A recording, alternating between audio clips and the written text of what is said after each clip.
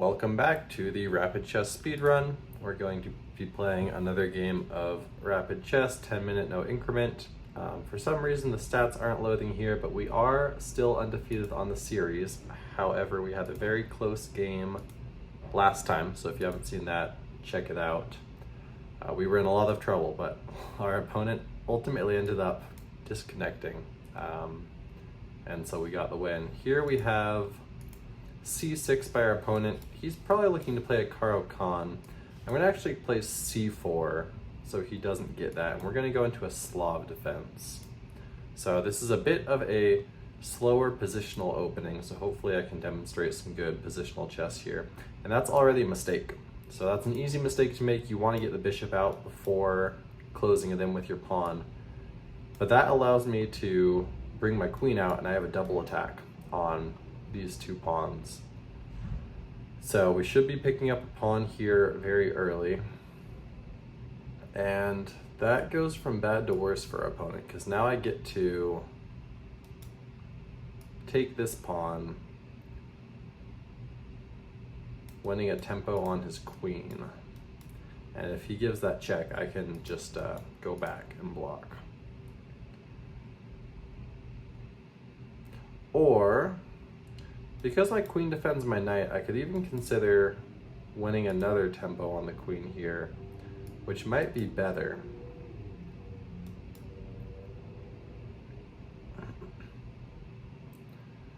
Because that doesn't give him time.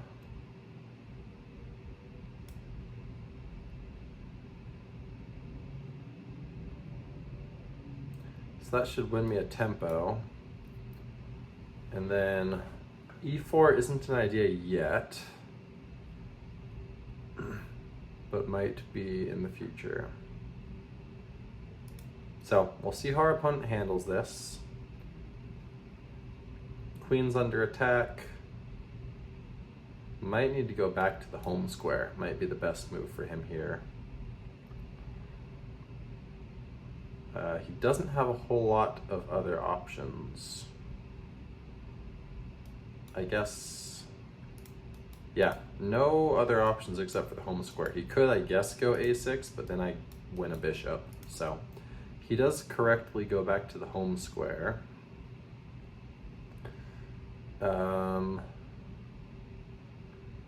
Best move here is probably something like e3.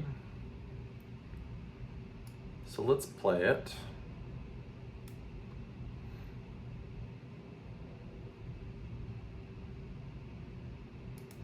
Okay, he goes back to attack my knight. So I'm gonna want to defend that. I could consider getting the bishop out here, or playing e5, which might be an even better move. I do want to break the pin on my queen. So e5, obviously if he takes, I'm okay with that. Let's go for e5 here. We will likely play bishop c4 next.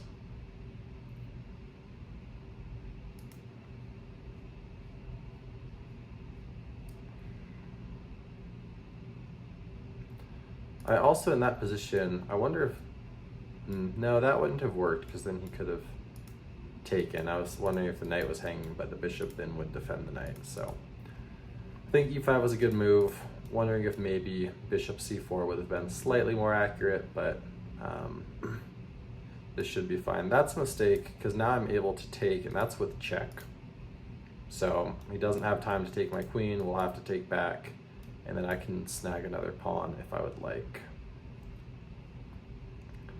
And I think, oh, even better than snagging another pawn, I can actually fork the knight and bishop here. So this is going to pick up a piece. He can play a move like knight. Oh no, that doesn't work, because then I take. So all right, we are definitely crushing now. Should hopefully be able to win the move quickly, or win the game quickly. We will be up a full piece. after we win that piece, priority will just be the develop the bishop and castle. And then try not to blunder.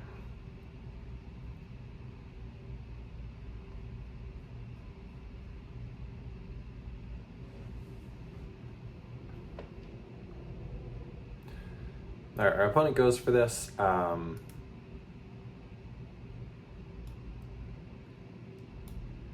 I could play this check. He could then block with the bishop. I take with the queen. That would work. I could also just, if I take, then he actually takes with check. So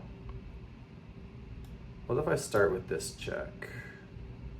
I guess he blocks with the bishop. Takes. Yeah, these all work.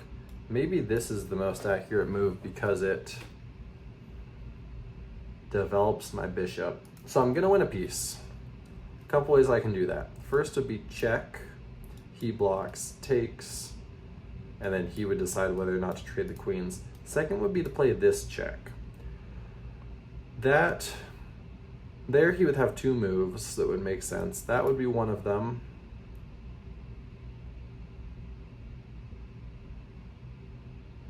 In which case I would take, he takes with the queen, then I take there, or if he takes with the king, then I play check and then take the knight. Let's just do that just so I can show that. He also has the opportunity to block with the knight here. Then I obviously take with the pawn. Oh, if I take with the pawn, actually my queen hangs. So that's not the best move. So I should just do this. I'm overcomplicating things. Doesn't need to be this difficult. Let's just take the knight. Okay, now he plays that check there. Let's just, these are both covered, so I can play there, or I can move my queen back here. He'll develop his rook, and then I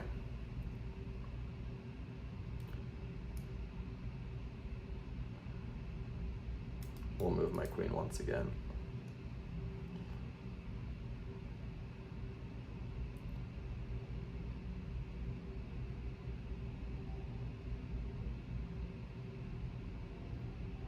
Okay, I'm just gonna play queen here. If I go to the more natural looking e3 square, he does get to play another tempo move on my queen.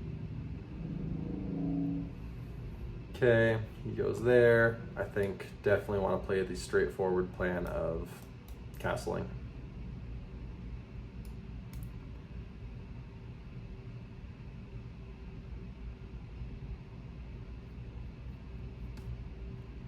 Next, we'll probably look to trade off a set of rooks.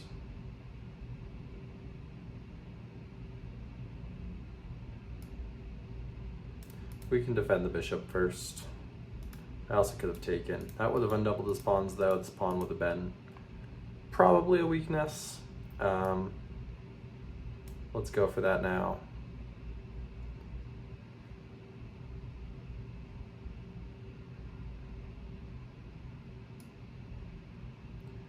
Let's bring a rook.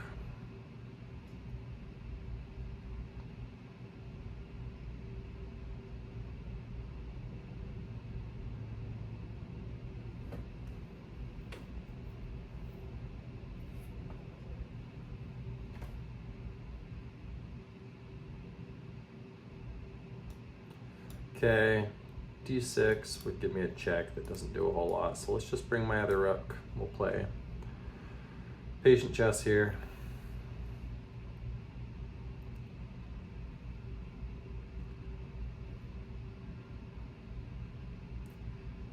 Okay, does he have any ideas with this move? Doesn't really look like it.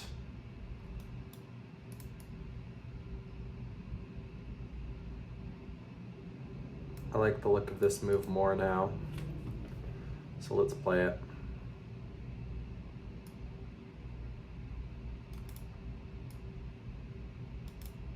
If I play check, he might be able to block with the bishop. So let's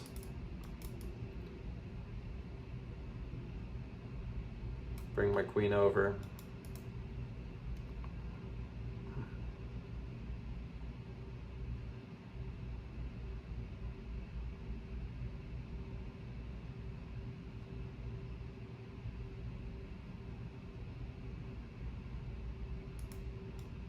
If I take here, that should work fine. Because if he plays there, I actually win the bishop, so that doesn't work for him.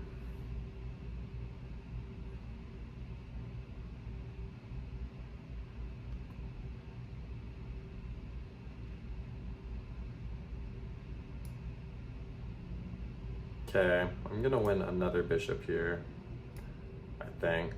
Can play this tempo move on his queen. I should be able to play queen takes bishop, and hopefully we'll get resignation here soon from our opponent, now that I'm gonna be up 7 points of material or so.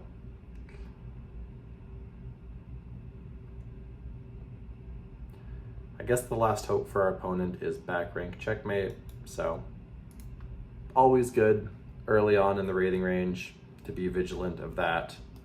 Maybe play a move like h3 just to be safe. Shouldn't be necessary in this position. There are no, like, the only open files are the C and D files, and I control the D file with my rook, and the C file is kind of shut down by my bishop, so.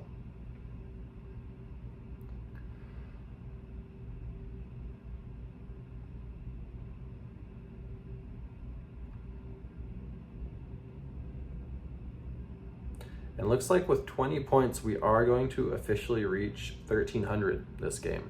So that's an exciting milestone. We are continuing to improve in the intermediate range of chess. I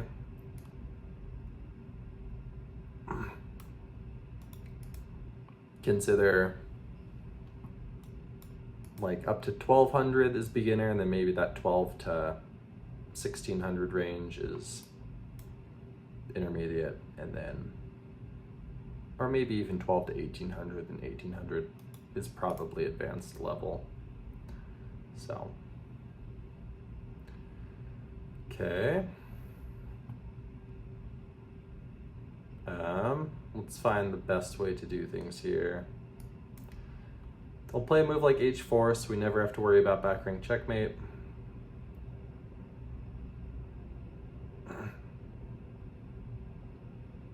And then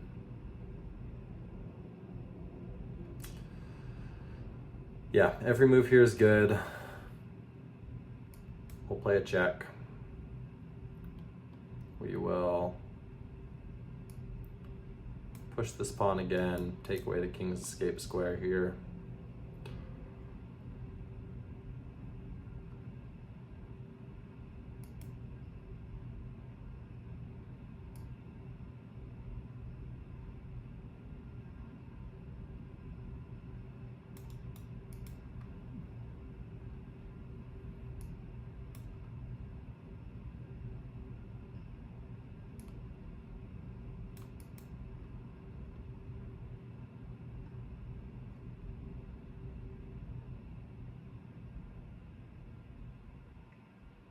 Okay, it's definitely time for our opponent to resign.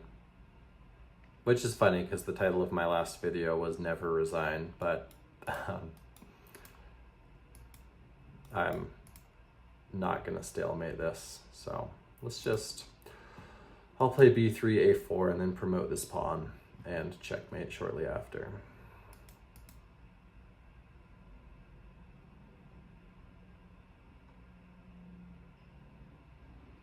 All right, there's the resign, the rapid 1300 achievement, and let's go ahead and review. I think this was a pretty good game. Yeah, we played at almost 90% accuracy, so definitely a great game. 30 of our moves were best or excellent, 30 out of the 40 total moves, and then book moves are our book moves. So let's go ahead and check this out. We play the Slav exchange variation, get my knights out, and then yeah, you can already see the threat. It draws that out for me, the game review does, and already at a 0.8 advantage, so pretty strongly considered better, and that goes from bad to worse as now I get to win the pawn with the tempo on the queen. Does like blocking with the bishop, so still playing perfect chess here. Whoa, what would that move have done?